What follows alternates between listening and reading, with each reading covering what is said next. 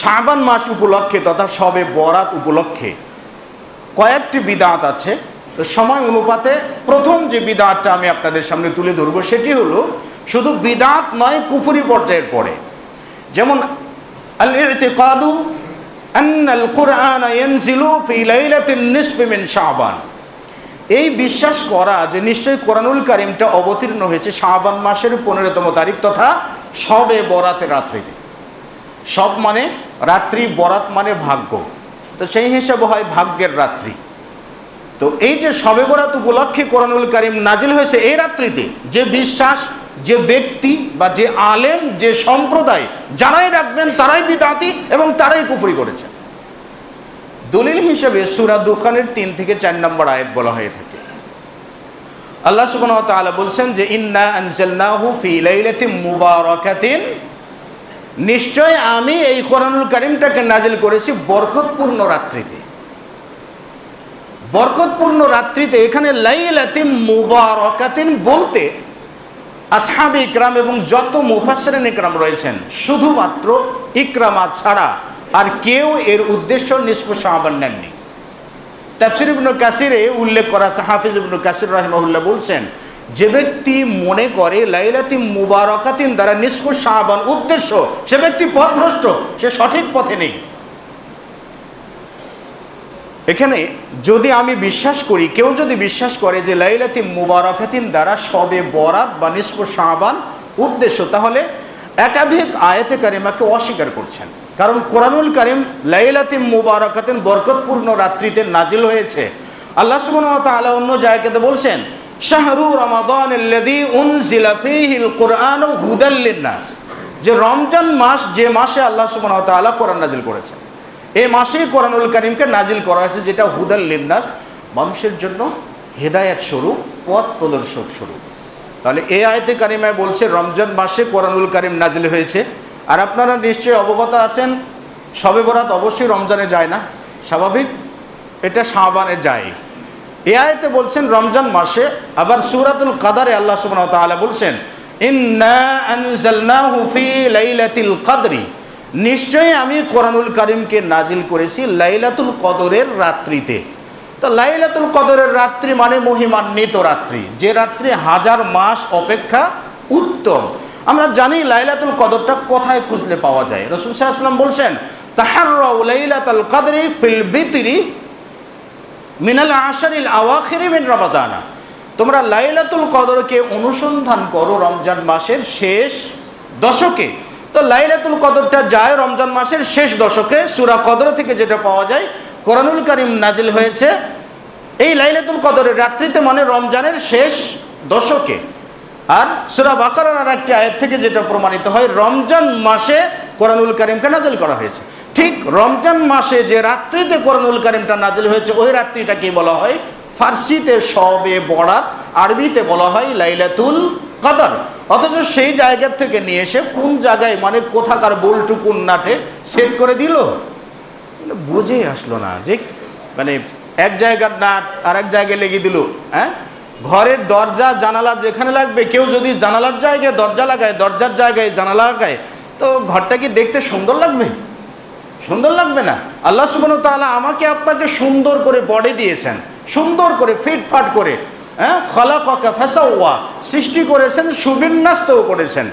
কোনো ব্যক্তির যদি দুই চক্ষু, সামনে চেহারা, জিহ্বা সব কিছু আছে, কোনো ব্যক্তির যদি ডান হাতটা ডান পাশে না থেকে পশ্চিম পাশে দেখেন, মানে পিছনে দেখেন, তো এটা অস্বাভাবিক মনে হয়, স্বাভাবিক নয়।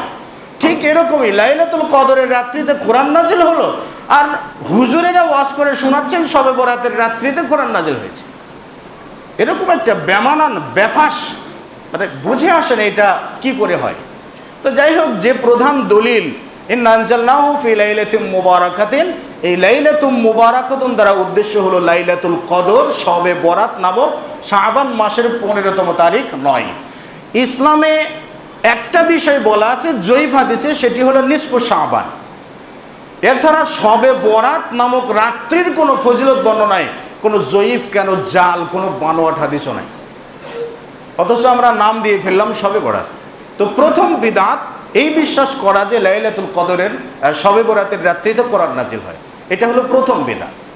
দ্বিতীয়ত হলো শবে বরাত উপলক্ষে সিয়াম পালন করা।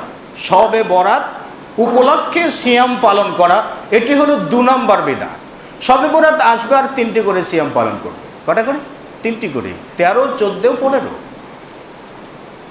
এই 13, 14, 15 এই শুধু এই দিবসগুলোতে সিয়াম পালন করা সম্পূর্ণ বিদআত। তবে হ্যাঁ, যদি কোনো ব্যক্তি আইয়ামে বীজের সিয়াম পালন করে থাকেন পূর্ব থেকেই, অনেক আগে থেকেই আইয়ামে বীজের সিয়াম পালন করেন প্রতি মাসে 3টি করে, সে ব্যক্তি শাবান মাসে 3টি সিয়াম পালন করতে পারবেন। সেটা আইয়ামে বীজ হিসাবে, শবে বরাত হিসেবে নয়, শাবান উপলক্ষেও নয়। শাবানের নীতি হলো শুরু থেকে সিয়াম পালন শুরু। 1টা পারলেও 1টা করবেন, 2টো পারলেও 2টা করবেন, 3টি পারলেও 3টা করবেন, 4টি পারলে 4টি করবেন। যে কয়টা পারবেন শুরু থেকে 1 তারিখ থেকে শুরু করে, যদি কোনো মিস্টেক হয়, ভুল হয়ে যায়, তাহলে 2য় তারিখ থেকেও শুরু করতে পারেন। তবে এই দিবস উপলক্ষে 1টি সিয়াম পালন করা জায়েজ নাই। 1 রাকাত সালাত আদাও যদি কেউ করে থাকেন, তাহলে এই 1টা রাকাতই বিপদের কারণ হতে পারে। জেনে বুঝে যদি কেউ আদা করে থাকেন, তাহলে এটা বিপদের কারণ হতে পারে। তো এটা হলো 2য় নম্বর বিদআত। 3য় বিদআত এই রাত্রিতে জাগরণ করা। এই রাত্রিতে জাগরণ সাপেক্ষে দেখবেন অনেকগুলো সালাতের রীতি আছে। একটা আছে হলো সালাতুল আলফিয়া, যেটা তুহফাতুল আহওয়াজিতে আব্দুর রহমান মুবারকপুর রাহিমাহুল্লাহ তিনি উল্লেখ করেছেন। তুহফাতুল আহওয়াজিতে এই হাদিসগুলো, নিসফু শাবানের হাদিসগুলো নিয়ে এসে তিনি সবগুলোকে জয়ীফ জাল বলে এই সালাতুল আলফিয়া যেটা আছে, মানে সালাতুল আলফি, আলফুন শব্দের অর্থ হলো হাজার। এই সালাতুল আলফিয়া বলা হয় 100 রাকাত সালাত। শবে বরাত উপলক্ষে 100 রাকাত সালাত। এই 100 রাকাত সালাতের প্রত্যেকটা রাকাতে 30 বার করে সূরা ইখলাস পড়তে হবে। 30 বার করে সূরা ইখলাস পাঠ করে এই 100 রাকাত সালাত আদা করা, এটাকে বলা হয় সালাতুল আলফিয়া। আরও বলা হয় সালাতুল রাকায়েব। এরকম কিছু সালাত এগুলো চালু হয়েছে, সেটা হলো 448 হিজরি থেকে চালু করা হয়েছে, রাফিজি কর্তৃক চালু হয়েছে। রাফিজি কর্তৃক চালু হয়েছে। এটা আদারিসা বলতে আপনার ইদ্রিস বিন হাসান বিন হুসাইন বিন আলী বিন আবি তালিব রাদিয়াল্লাহু তাআলা আনহু, এই ব্যক্তিটা প্রথম মিশরে ফাতেমি খিলাফতের গোড়াপত্তন করেন, যেটা শিয়া খেলাফত বলে।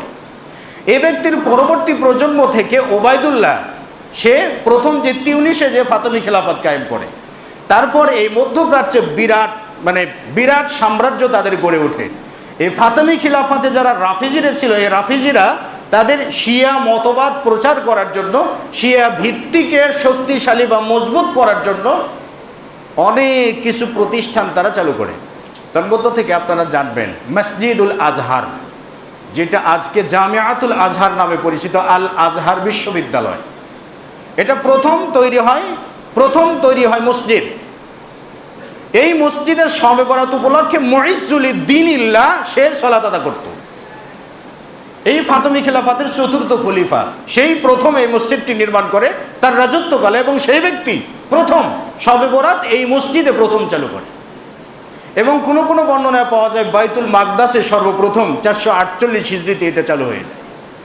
তো 448 হিজরিরও আগে মুইজ্জুল দ্বীনিল্লাহর সময়কালে সেই প্রথম আজহার, আল মসজিদুল আজহার প্রথম প্রতিষ্ঠা করে, যেটা পরবর্তীতে জামিয়াতুল আজহার বা আল আজহার বিশ্ববিদ্যালয়।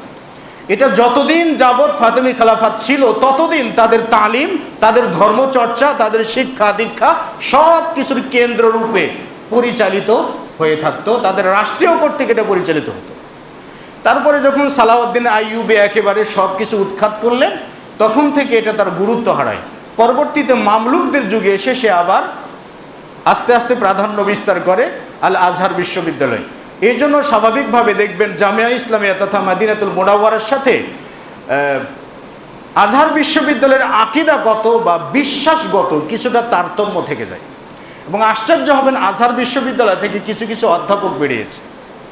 এই আহলে কোরআন যে লোকটা, আহলে কোরআন রশিদ খলিফা নামক একজন ব্যক্তি, আহলে কোরআন, তিনি প্রথম আজহার বিশ্ববিদ্যালয়ের অধ্যাপক ছিলেন। ডক্টর আহমদ আমিন, তিনি আজহার বিশ্ববিদ্যালয়ের অধ্যাপক ছিলেন। তিনি বলছেন ইমাম মাহাদি আসবেন না। ইমাম মাহাদি বলতে কোনো ব্যক্তি নেই। ইমাম মাহাদি এসেছে শিয়াদের ইমামপন্থী মতবাদ থেকে, ইমাম মাহাদির রেওয়াজ, কাজে ইমাম মাহাদি নামক কোনো ব্যক্তি নেই। এই ডক্টর আহমদ আমিন তিনি বলছেন যে সহিহ বুখারীতে 228টি হাদিস জাল রয়েছে।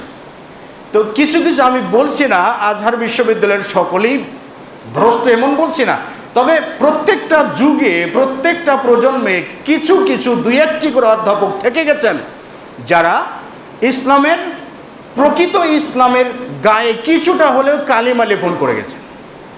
তো সে যাই হোক, আজহার বিশ্ববিদ্যালয় পরবর্তী জামানায় এসে, আধুনিক যুগে এসে সেটা এখন সুন্নিদের শিক্ষা কেন্দ্র হিসাবে পরিচিতি লাভ করেছে। এখন আলহামদুলিল্লাহ আহলুস সুন্নাহ ওয়াল জামাতের অনুসরণেই চলে বা তাদের তদারকিতেই চলে। তবে হ্যাঁ, এখানে একটা বিষয় আছে, একটা হলো মডারেট ইসলাম আর অমডারেট ইসলাম। রসুলের ইসলাম সেটা মডারেট নয়। রসুল সাল্লাল্লাহু আলাইহি ওয়াসাল্লাম যে ইসলামটা নিয়ে এসেছেন সেই ইসলামের আগে পরে কোনো শব্দ লাগান জায়েজ নাই। মডারেট কি আর অমডারেট কি? ইসলাম যেটা সেটা হয় কোরআন সুন্নাহ অনুযায়ী, এর ভিতরে মডারেটটা কি? তো কেউ কেউ ধারক বাহক হয়েছেন মডারেট ইসলামের, তো সেগুলোর থেকেও কিছু বিদাত সুন্নাত রূপে, বিদাত সুন্নাত রূপে কিছু সিলসিলা আসছে। যেমন সুন্নাত ব্যাপারে কোনো কথা বলা যাবে না, এগুলো সব বাদ। সর্বপ্রথম কোথায় যেতে হবে?